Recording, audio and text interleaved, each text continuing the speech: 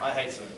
But I've had to do it, and I've even got one of those horrible things called a swimming coach. Have you ever come across a swimming coach? Okay. They are seriously the love child of Hitler or something. They talk up and that's what they do. They're horrible people. They're horrible people. Anyway, do you like your swimming coach? That's your, oh, good for you. Somebody has to love them. But he definitely identified my weak area, and there was a list, and it was long. And we're working on that list, and that's probably going to be the work of a lifetime. So have a think about what your weak areas might be, and I would love it as an exercise one day with your coaches, is rather than filling in a bunch of paperwork, maybe sitting down and having a bit of a discussion over a barbecue or something, and having to think about what you think might be holding you back from, in a physical sense. I mean, it could just be fitness. It could just be more time in the family. Okay? But it could be one of these things. Right? Tight hamstrings. Right? Not great core, or maybe some weak stomach muscles, loose joints. Maybe run like a Gumby. I play hockey. Like my mate with his stick up his shorts.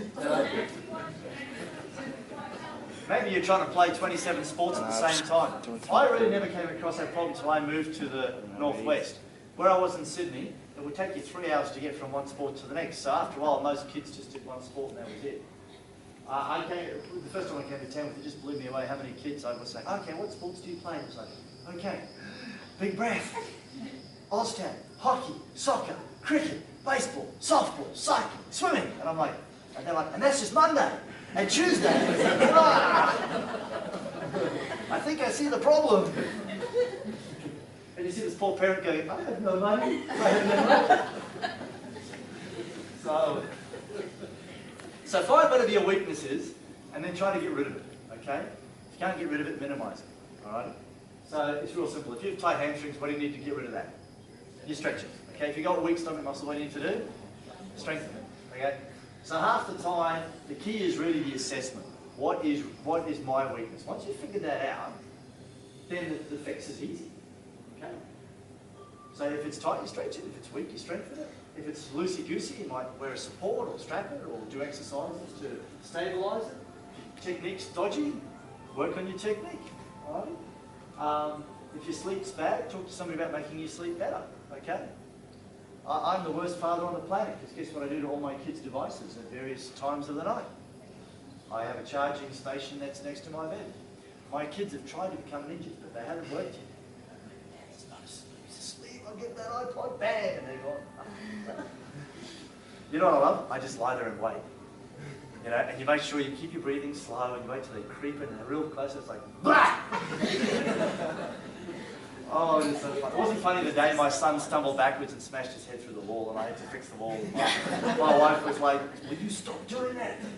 Because of course she's asleep, so she's like, ah, what happened? Anyway, so now I sleep on the couch. It's much better. Good for me. Okay. Warm up and cool down. Which is the most important? Who said both? Some smart person in front here, it would be you, okay? Both are important. In Australia, what do we do better? Do we do warm up better or cool down better? Warm up. Actually, we do warm up not too bad.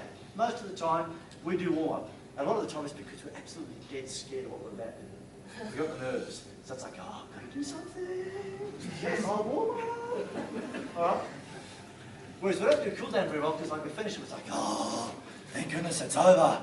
And then we might have a parent going, come on, get in the car, we've got to get Jemima from ballet and Johnny from soccer, or sorry, football.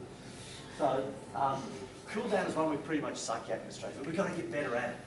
Because the problem is if you've got all those muscles super tight, after you've just, you know, played your sport or done your training, and you take those tight muscles home, and then you take those tight muscles to bed, and then you wake up next morning, guess what you've still got? You've got tight muscles, and then you go to the next training session and say, hello, I'm trying to train. It doesn't work very well, okay?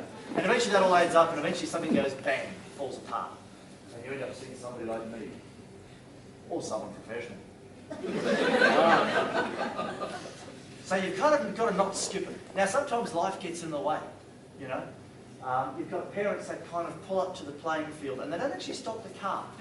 They just kind of open the door and you're expected to just do a Superman into the back seat with your tackle bag and then it's like, righto, let's go. Or, you know, you can just, they throw the bike on the roof rack and they throw you in the back seat. You've got to get out of here. So if that does happen because of life, make sure you do a bit of a cool down when you get home. Okay? Try not to skip it, even if it's just some nice static stretching and stuff. All right? Just something, so that you don't tighten up. All right? So you should know all this, you know, good warm-up, build up, alrighty.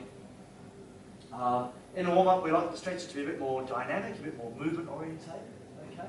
There's nothing wrong with holding the stretch for a while, but it's probably not going to do you a lot of favours unless you've been told to do that stretch by someone, okay, like your coach or, you know, some assessment person or physio or whatever. We tend to like to hold those long-hold stretches to after your sport. They become part of the cool-down. But stretching isn't a bad thing. There's a lot of misinformation out there, or what's it, false truths, what's Donald Trump do, or fake facts, whatever it is, I can't think about what it is. Was it fake news? Excellent, fake news. Yeah, we got that in the end. So stretching is not the bad evil enemy, but in terms of a warm-up, you want to keep it sort of movement-based, whereas cool-down, it might be slightly less movement-based. But at the end of the day, as long as you're stretching and moving, I'm really happy about that. Because, you know, we don't just do a cool down. Alrighty. Cool down. Your mission is to try to do that to your coach at some point over the next 12 months, people. Okay? That'll go down well. My mother-in-law posed for that. Put out the elephant suit. Alright, cool down. Injury management. Don't do that. Avoid barbed wire fences when you're on a bike, I would suggest. All right. Are there any near the mountain bike park? There probably aren't, are there? There are?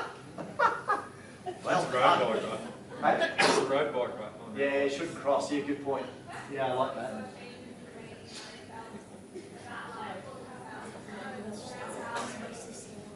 Anybody remember that story about her? Okay. So, what country do you think she comes from? This is at the Olympics. She's wearing her country's colours. Who wears bright orange? Netherlands. Okay. She was, at that time, the world time trial champion, road time trial champion. She was put in the team for the road race just to help out the team. She got caught in the bunch at the end of the sprint. That's what happened. People used her as a speed bump. Okay. 3 days later, she was expected to win the Netherlands' only shoeing gold medal in the time trial. Okay. Huge pressure. And thank goodness she didn't break anything in this, but she was sore. There was blood, there was skin off, it was not happy. Because they hit that ground at about 60 km an hour at the time. They were really towards the end of the sprint. It's about 100 metres from the finish line. She is a fantastic example of bouncing back from a nasty injury within just a couple of days. Okay? The first thing that she didn't do, she didn't panic. Okay? She went straight to the medical team and she said, right, I've got to get the time trial done in 3 days. How do we make this happen? So they worked on special dressings that were mobile so she was able to stretch. Okay? They had her set up on a wind trainer on a modified position bike so that she could at least spin the legs. And then they gradually worked on getting that position into her time trial position. Okay? The only time she actually got into that time trial position that was her normal position was on the day of the race. But she worked on, she kept the physios and medical staff busy. She was there for something like 7 or 8 hours every day. Okay? But she got them. She never gave up. Do you want to know how the story ends? She got the medal. Yeah. And it's gone. So, we don't actually have access to an Olympic team, unfortunately for you guys. I really wish we did.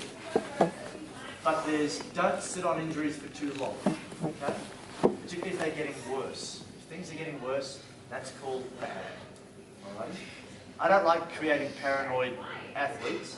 So if you have a bit of a niggle, discuss it with your coach, discuss it with your parents. That's fine. Get on top of it a bit. Give it the 5-day rule. But if things are getting worse, particularly after you've tried some strategies with it, make that conversation happen. Alright? What happens to squeaky wheels? What happens to squeaky wheels? They get oiled. Alright? So be a squeaky wheel. Oh, I'd love to be in your team. This sounds like fun. Alright, so if in doubt, get it checked out by someone. Alrighty. Make sure you understand what they're talking about. If somebody uses the word like, oh, you've got patellofemoral malalignment syndrome, what does that mean and is that human? Alright, find out what it means. Alright? Alright? And find out time frame, all that sort of stuff. Okay, get on top of it. Alright? What can I do? Can I ride? Yes. Can I ride trails? No. Right? I've got a guy at the moment who fell off his mountain bike on his property. He was actually trying to do a jump from his ute to his bulldozer track, because that's what you do when you're a farmer on the board. Alright? He actually broke every ligament in his knee except his ACL. So he did the PCL, MCL, LCL, did both cartilages. He took a big chunk off the top of his shin bone, and that chunk actually started to saw through the only ligament he had left. He came in after 3 days. Because he said, well, my knee was really sore, but I just took a handful of stuff and it wasn't too bad, but my biggest problem is I keep falling over. It's like, yes, because there's nothing holding your knee together. And so he's now on the wind trainer, but he's not actually on the trail yet. Okay, that was his do's and don'ts. He's doing a lot of exercises, and you might have to modify your training. Which is what I try.